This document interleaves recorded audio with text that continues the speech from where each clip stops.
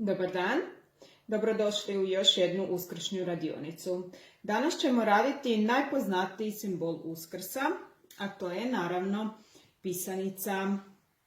Ovakve pisanice ćemo napraviti na jedan jako zanimljiv i zabavan način.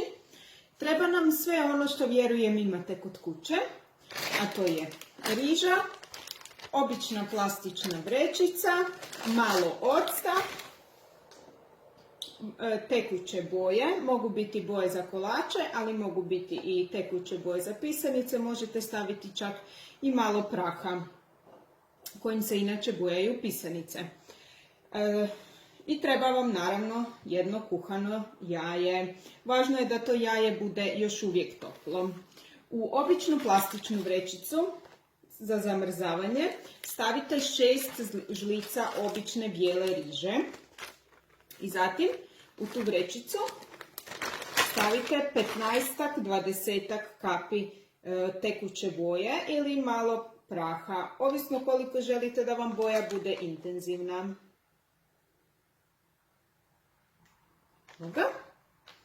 Zatim stavimo pola žlice običnog octa.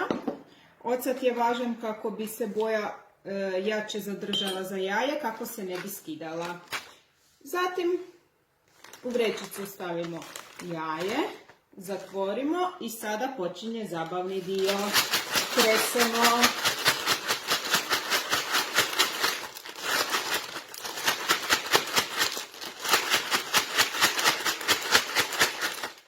Tresemo toliko dugo dok ne vidite da vam se sviđa kako izgleda vaša pisanica. Moja je još malo svjetla pa ću još malo.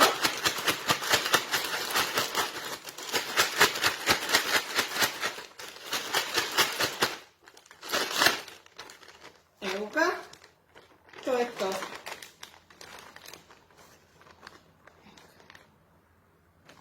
Pisanicu izvadite, stavite ju da se suši i kad se osuši namažete ju malo uljem kako bi dobila svoj sjaj.